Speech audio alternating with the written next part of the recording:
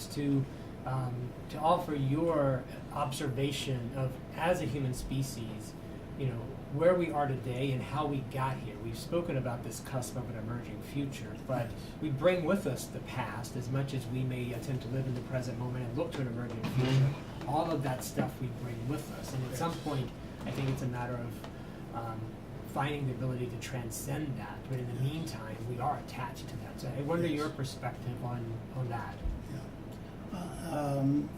The only way I can answer that is I think by first stating this is one person's perception. This is my perception. I know some others that share it, but and I invite anyone else who wants to share it to share it. And I also want to say that it comes from a blue-collar kid from Long Island. I spent my Saturdays raking the sawdust floor in my father's butcher shop. And my first, when I was 21 years old, I was a policeman, which my older brother was, and just kind of seemed who never in a million years thought I would be doing this right now. And I say that only because what it's giving me is incredibly unique appreciation and understanding for transformation, for things changing, and for how things change. And I don't know why, but even things like, being in the middle of the 60s, you know what I mean, and experiencing the whole sexual revolution, political revolutions, feminism, and the wave of coming out as a gay man, being part of that first wave, really, really exciting because it was all discovery. So somehow, after being through many of those kinds of situations, and that's why I've been encouraged to write memoirs, is because I've had a really interesting life with a lot of dimensions that many people have not, for whatever reason. But when I look back at the human species, and based on the limited science that I carry with me, a person with all kinds of learning deficits. So, there are many scientists I know who could and would back this up scientifically much better than I could. Okay. So I'll just give you my blue-collar kid from Long Island's perspective. As I see at a certain point in evolution, human beings learn the value of their thinking mind. How wonderful it was at creating tools, language, so many things, and it is. And we sort of crossed a bridge at some point, and I could mention some of the happenings around those times a couple hundred years ago, but I'd rather leave it for those more learned than I. But there was a point in which we crossed a bridge and began to think that the human thinking mind was us. I think, therefore I am. And at that, somewhere in that change, in that evolutionary moment, and I'm not judging it, I'm just noticing it, we began to lose contact with nature and with honoring nature and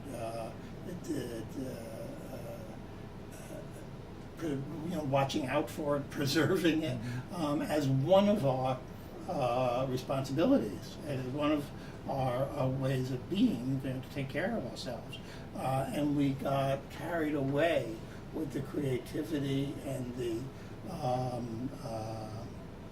development of so many new things, and so focused on what's next and building a problem, almost to the point that we've begun, or we have lost focus on enjoying the simple pleasures of life.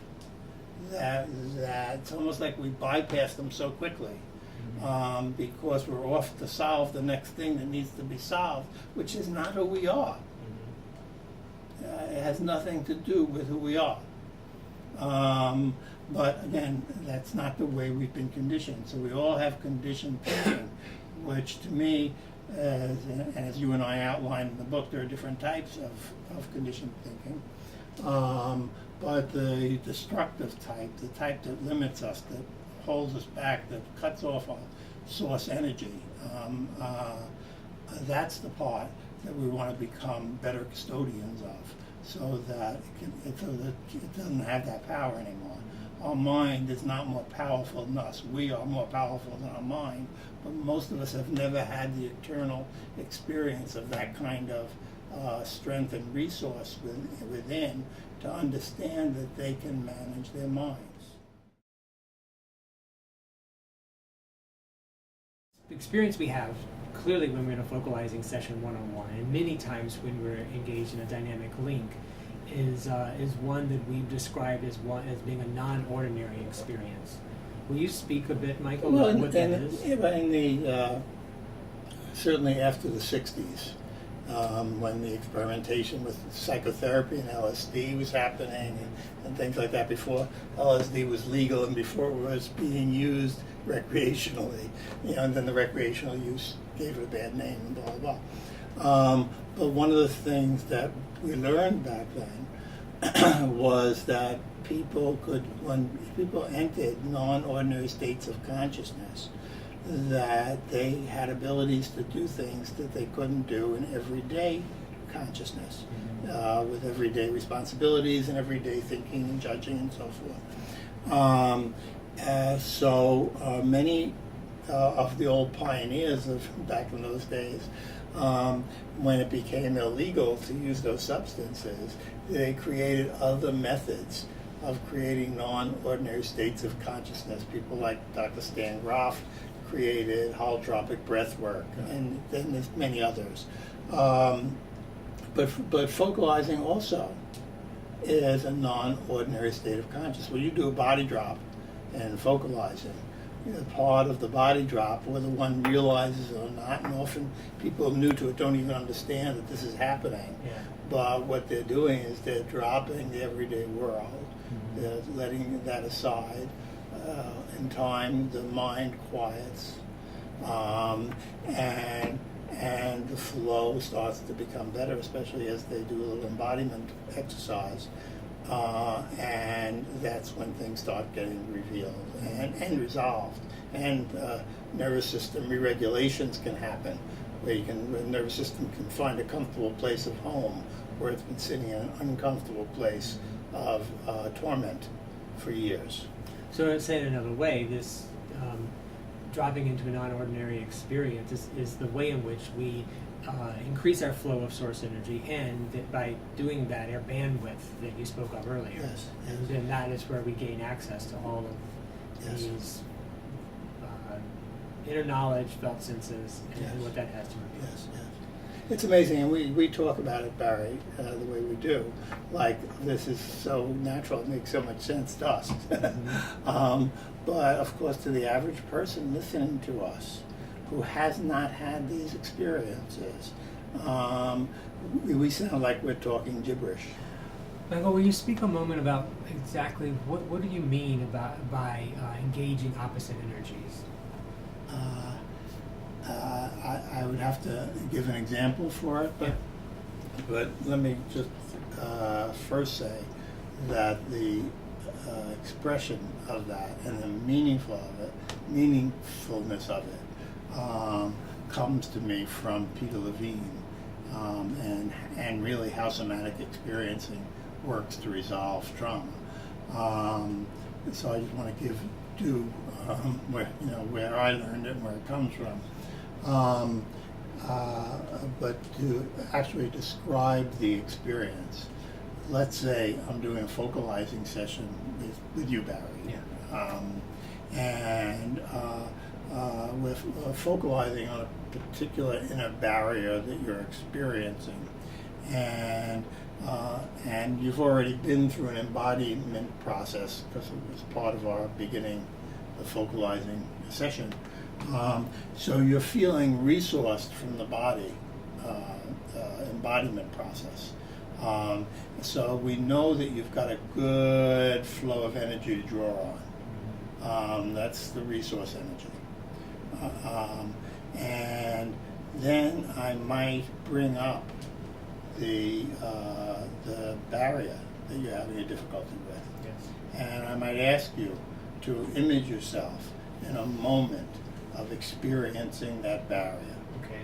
And as you do that, the next thing will happen is your body will start emulating its experience in those moments. Because then I would check in with you on what are your bodies, what are you noticing in your body? What is your curious observer noticing in your body with no agenda, no judgment, just noticing? And you would tell me that I feel this tightness in my upper left chest, or a little anxiety in my lower abdomen. A couple of what I call contractions, contractive experiences, tightness, tensions. So that here we have one energy, and if we're doing trauma work, we would call that the trauma vortex, or the trauma energy. And then we have the resource energy from your embodiment, when the energy was flowing nicely and you were feeling a good sense of connection and presence. And then I would ask you to notice, actually, if you had like 3 different contractions going on, I might ask you the totally non-rational question, like to ask yourself and just see if anything comes to you. Those 3 different areas of contraction that you're noticing, might there be an epicenter?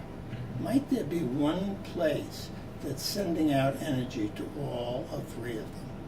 And half the time I ask that question, I get an immediate response. But the other half, I get no response, which is perfectly fine. It just tells me a different way to work with it.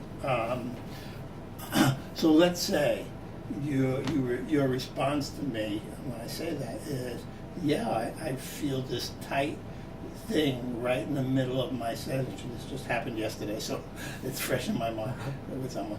I feel this tightness in the back of my neck, just going back, going down, very tight. And yes, I do feel like in some way it's connected to the other 3. So I'd say great, and then I would ask them to shift back to the earlier experience, the experience of embodiment, when they were telling me that they felt like they were floating, while levitating, because many people, while focalizing, once they put the everyday world aside, will sometimes have bodily experiences that feel like hallucinations, like they're floating or something. That's typical for the process. But anyway, so you recontact and re-engage with this resource energy of the embodiment. And then I say to you, I might ask you for a little more discernment about that experience or that energy. Like does the energy perhaps have a texture to it, or a color, or anything identifiable? And again, half the time they'll get an answer. Half the times it'll work differently. But if I get an answer, that just gives me a little better handle on the energy. So then I would say, so let's say you say, well, the energy has a kind of dark blue kind of sense to it. So I would say to you, Barry, that resource energy that you're sharing with me, and I might point out a couple of details of what you shared just to amplify them and remind you of them. But once I can see you're really doing it, and you told me that there was a blue color in it, perhaps, I'd say, okay, can you bring just a little bit of that energy? Just imagine yourself bring a little bit of that kind of floaty energy over to just touch the edge of that epicenter in the back of your neck. So just like one energy touching the edge of another, and there's nothing you have to do. Just seeing if they touch and noticing if anything happens. And that's the engaging. That's one way. There are many others, but that's one way of engaging the opposite energies in a very direct way. Yeah. And often what someone will report is they might report resistance, to the two energies coming together. That's like the worst case scenario, but that probably happens 10% of the time. And if that happens, we just honor the resistance. And there are ways of working with the resistance, and then the energies connect. And once the energies begin to connect, the transformation begins, or what feels like magic. This is where it can begin to feel like magic. The transformation begins because those two energies become a different energy. They become a third energy that always feels more whole, more resilient, and more strong. Because I'll then ask a person, what are you noticing? And they'll notice like the calm energy kind of taking over or changing the tight energy into the epicenter. And then they'll notice all of a sudden they feel their feet on the floor in a really good way. It's like they feel gravity or something. And then they notice that their body, they start sharing with me, my body feels connected. I didn't even realize it felt fragmented before, but now it feels connected.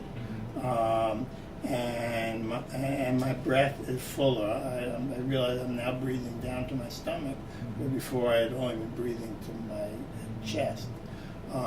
That tells me that the resolution is taking place. They also may report things like tingling, particularly in their fingers or hands, but it could be everywhere and anywhere. And tingling is always a release of that stuck energy. Or their eyes will begin to flutter, which is another very common release, or they'll have pulsations or whatever it is. Unlike Michael, who this work developed through his research, I had a very accelerated experience coming to Michael as a client and working through a stuckness that had occurred in my life that had me at a barrier point that I couldn't move forward. And that allowed me to bring everything that I'd brought to my life up to that point. I had a rich history of meditation and spiritual and conscious work that was largely intellectual and hadn't yet had a deep experiential element to it. I also had been interested in the question of how we create a sustainable existence on this planet for some time. And I'd come to the conclusion that the only way that we were going to create a sustainable existence on this planet is to realize that we're more connected than separate, and that we're all in this together, and that we're actually a part of this planet that we live on, and that we aren't so separate from it.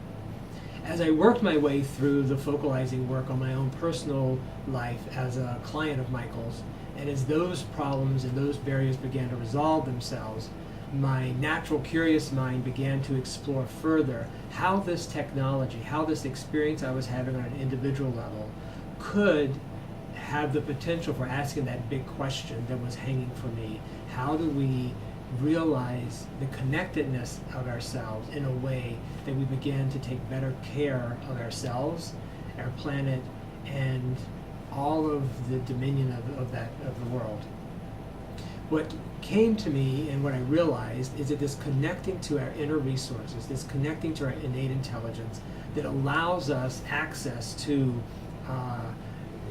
this emerging future was the way in which we could also connect in a collective way. So we go from it being an individual experience to a collective experience, and it moves from being a healing experience into a creative experience, so that it just expands the deeper we go into this. What that might look like in an organization is any organization or department or function that engages in any level of creativity, this becomes the way to tap into that creativity without struggling, without having to go through a lot of iterations. As we talked about writing the book, there was never any point that the writing of the book felt stuck, because each moment was complete in itself. We were accessing this future, this book that wanted to emerge through us. It works that way with any creative endeavor. I see also any type of leadership team, whether it's in a nonprofit or a government organization or a business or even a local community club, any type of a leadership team can access this same technology of dynamic links to make sure that they are acting as stewards of the organization, something greater than themselves, and move that organization forward in a more clear trajectory along their mission and their purpose without getting obstructed by individual egos that might get in the way along the way. I think there's a lot of potential for this technology being part of solving what ails us and creating a better future for all of us. Reading dynamic linking can help that. If once you read it and have a sense of what it is, you're willing to take a very courageous act as an employer or as a leader. And the courageous act means being able to meet with your people in a dynamic link and let go of all the trappings of being a boss, to where you become an authentic, real human being with your co-creators of wherever it is you want to go. And they get a felt sense that you are there with them and that you're not overseeing them as a boss or a supervisor.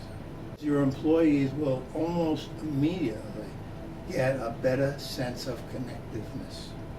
They will almost immediately get a feeling that, oh my God, we're meeting here in this non-ordinary way, and something feels right about it, particularly if the leadership allows themselves to come to that level in an authentic way, that a collective will form. It's almost like another entity enters the room and becomes part of the room, which is the collective of everyone just being real with whatever is going on and looking at it through that lens, and allowing for the possibility of it being informed by something they've never thought about before.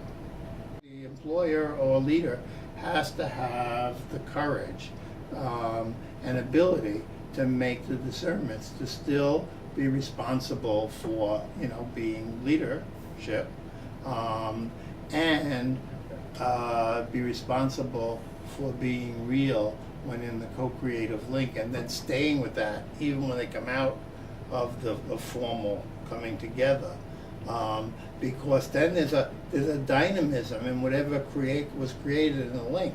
It's something to be excited about because all of them are aligned.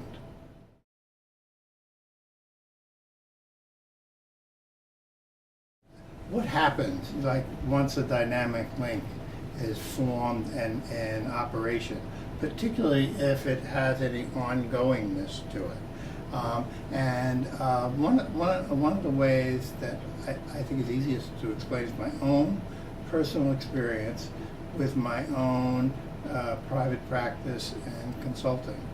And almost without exception, every client I work with lets me know in one way or another that working with me, doing focalizing, whether we say we're doing focalizing or not, I'm always doing focalizing, but tells me that they had a rarefied experience and almost always compliment me on my ability to truly listen and the feeling they get that I actually care and want to be a productive part of creating a better place for them.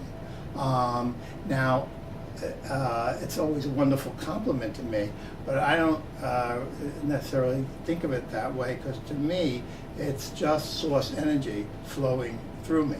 It's because I've done enough focalizing where it's become part of my being.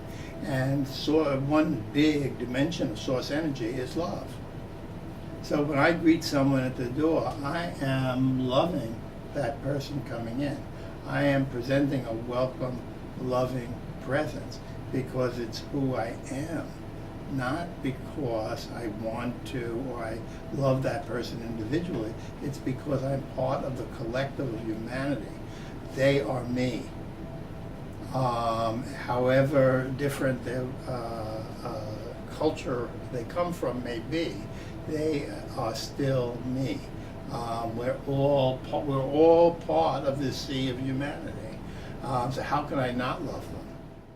So when you're in a dynamic link, there is this source energy and a sense of love going on almost all of the time, unless there's a distraction.